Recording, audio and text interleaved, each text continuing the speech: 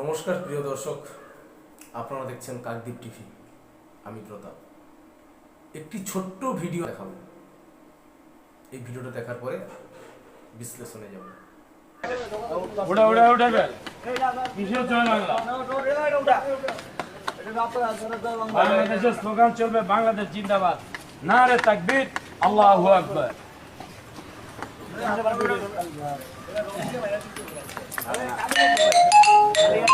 কি দেখলাম দর্শক, মহান জাতির নেতা বাংলাদেশের বঙ্গবন্ধু মুজিবুর রহমান দেশকে স্বাধীন করতে গিয়ে কত সহস্র মুক্তিযুদ্ধের বাহিনী, মুক্তিযোদ্ধা নিহত হয়েছেন। সেই সঙ্গে প্রতিবেশী দেশে কতজন সৈনিকের আত্মবলিদানের মধ্য দিয়ে যে দেশ 1971-এ স্বাধীনতা অর্জন করলো, তার যে মূল স্লোগান ছিল জয় বাংলা। এই উন্মুক্ত যুবক যারা, তারা এই জয় বাংলা স্লোগানকে মুছে দেওয়ার চেষ্টা চালিয়ে যাচ্ছে। তারা একটি দেওয়ালে, এটা কুমিল্লার ঘটনা, একটি দেওয়ালে জয় বাংলা স্লোগানটা লেখা ছিল, সেই স্লোগানটাও তারা মুছে ফেলছে। কি বলছে? এখানে জয় বাংলা চলবে না, এখানে চলবে বাংলাদেশ জিন্দাবাদ।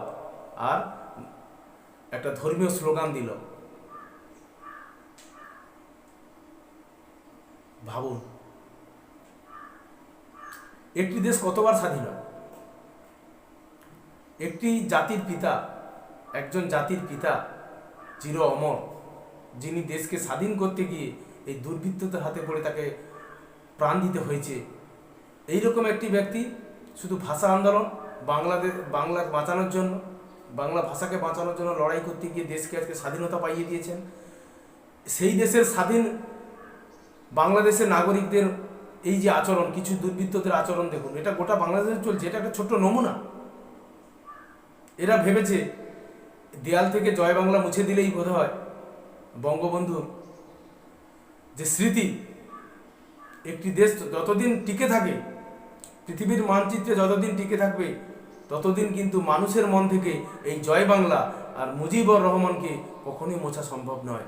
আমার সোনার বাংলা আমি সময় ভালোবাসি, এটা কি ভোলানো সম্ভব? সম্ভব নয়।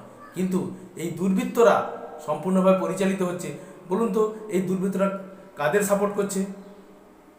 এরা প্রকৃত কি স্বাধীনতা চাইছিল? এদেরকে সম্পূর্ণভাবে ব্রেন ওয়াশ করা হয়েছে, করিয়ে এরা পাকিস্তানপন্থী, এরা চায় পাকিস্তানের সঙ্গে যুক্ত হতে। এদের মধ্যে এক প্রকার ভারত বিদ্বেষী যে বীজ বপন করা হয়েছে, ভারতের সম্পর্কে যে বীজ বপন করা হয়েছে বিরুদ্ধে, তারা এই রকম ঘটনার দ্বারা নিজেদেরকে প্রমাণ করছে যে তারা কতটা ভারত বিদ্বেষী, কতটা তারা পাকিস্তান প্রীতি বা পাকিস্তানের সঙ্গে বন্ধু বলে ভাবে পাকিস্তানকে। কিন্তু 1971 একটি দেশ কতবার স্বাধীন হয়? 1971 হওয়ার পরে আবার 5ই আগস্ট আবার একটা স্বাধীনতা দিবস। কে বলছে? মোহাম্মদ ইউনূস সাহেব বলছেন। এটা কখনো হয়? একটা জাতির স্বাধীনতা একবারই হয়।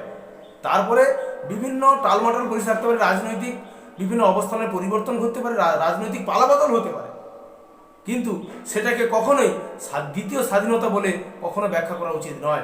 এটা ঠিক নয়। মানুষের মন থেকে মুজিবকে সরানো এত সোজা নয়, জয় বাংলা স্লোগানকে সরানো নয়। একটা মূল মন্ত্র, তখন জয় বাংলা বলতে লাখো লাখো মুক্তিযুদ্ধে ঝাঁপিয়ে পড়তো প্রাণ দিতে বঙ্গবন্ধুর এক ডাকে।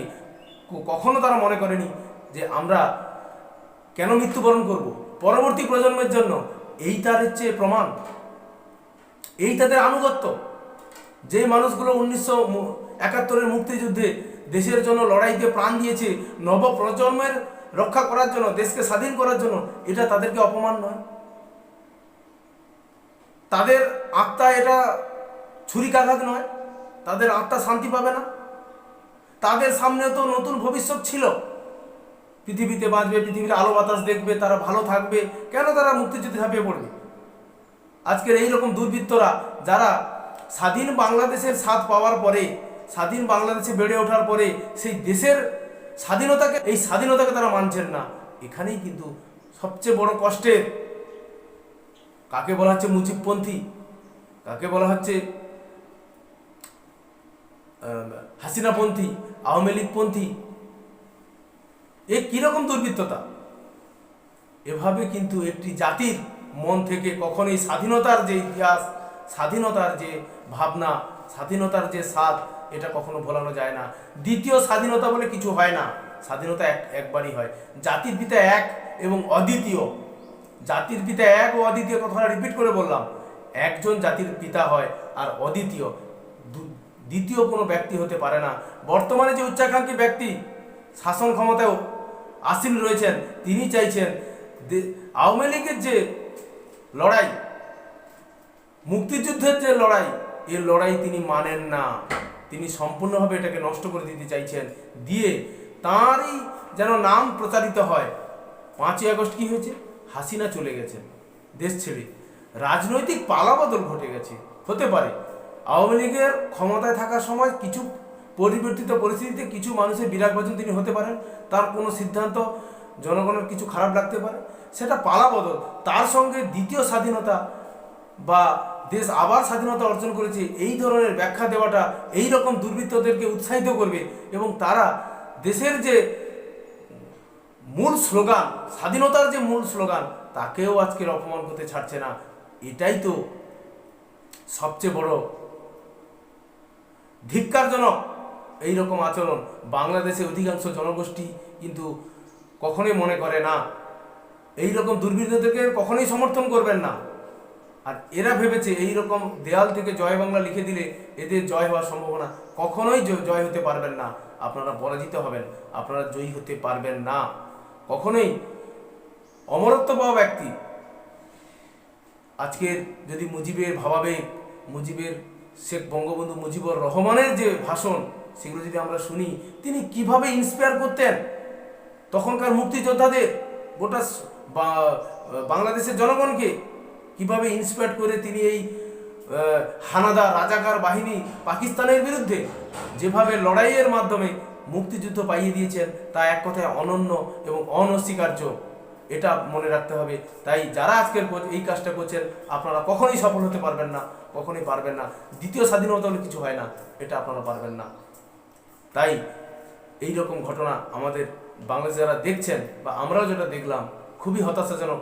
যে মির্জাফর বা বেঈমান কি এদেরকে বলা হবে?